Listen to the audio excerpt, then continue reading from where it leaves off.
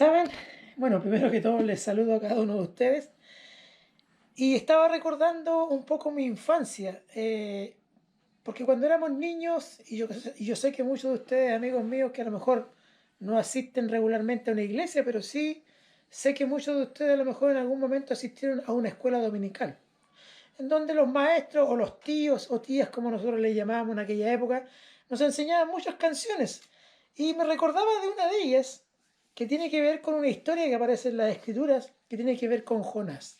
Y me acordaba y trataba de tararearla en la alabanza esa que dice, Jonás no le hizo caso a la palabra de Dios. Por eso, ¿se recuerdan de esa? Una historia que todos conocemos, ¿cierto? Todos sabemos que Dios le encargó ir a una ciudad llamada Nínive. Y él, cierto, se rehusó y trató de esconderse de Dios y todos sabemos que él se subió a una barca y después se produce toda una tempestad a causa de la desobediencia de Jonás. Sin embargo, se dan cuenta de lo que está sucediendo y él también se da cuenta de lo que está pasando. Y dice, cierto, el relato que este es lanzado de este bote al mar, en donde es tragado por un gran pez, ¿cierto? Y él, obviamente, la historia dice que él se arrepiente y ora al Señor y cuando el pez lo lanza desde su interior, dice que llega a la ciudad de Nínive, en donde entregó la palabra, y dice también la historia, si ustedes leen Jonás, él entrega la palabra y en Nínive. Y el pueblo dice que se arrepiente, y el Señor perdona a Nínive, lo perdona, y no destruye esta ciudad.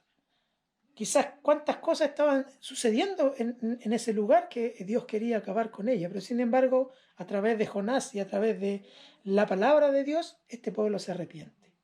Pero ¿saben qué? Al recordar la historia y al seguir escudriñando las escrituras, me voy un poquito más adelante y me acerco al profeta Nahum, en los últimos capítulos donde lleva por título Destrucción total de Nínive.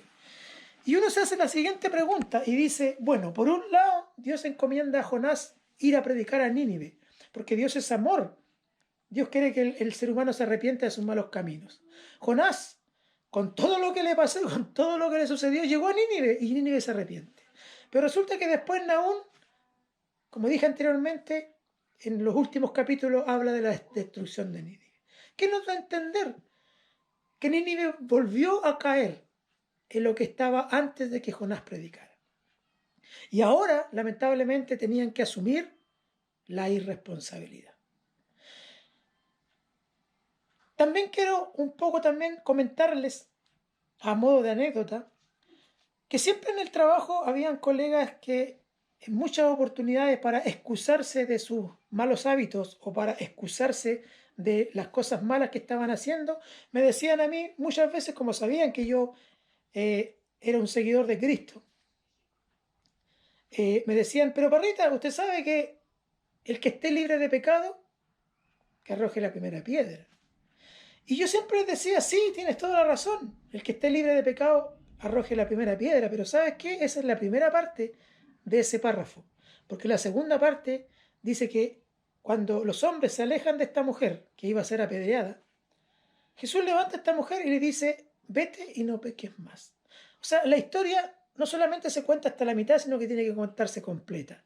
Dios dice, o Jesús dijo, el que esté libre de pecados. Sí, pero a la mujer, una vez que la levanta, le dice, mujer, vete, pero no lo vuelvas a hacer. ¿Qué significaba eso? Que quizá en la otra oportunidad en que ella volviera a caer en el mismo pecado, quizás el Señor iba a mirar desde la vereda del frente. No porque no tenga amor, sino que porque el hombre necesita muchas veces ver las consecuencias de sus malos actos y de sus malas decisiones. ¿A qué quiero llevarlos en este día con esta reflexión? A que a veces nos quejamos de mucho sufrimiento y de muchas cosas que nos suceden en la vida, pero a veces falta revisar. El Señor, si bien es cierto, es un Dios perdonador y Él nos perdona muchas veces nuestras iniquidades y nuestros errores. Pero ¿sabe qué, querido hermano y querida amiga? A través de la Escritura el Señor también nos enseña de que a veces Él perdona nuestra vida y perdona nuestras iniquidades. Pero cuando volvemos a caer y volvemos a caer en el mismo error, el Señor mira desde la vereda del frente. ¿Por qué? Porque nosotros necesitamos aprender. Porque nosotros necesitamos aprender a veces del sufrimiento. A veces nosotros necesitamos aprender de nuestros errores para poder decir, chuta, el Señor me ha sacado del hoyo cenagoso cuántas veces en mi vida y yo sigo metiéndome al hoyo y sigo metiéndome al hoyo. Necesitamos como seres humanos sufrir a veces.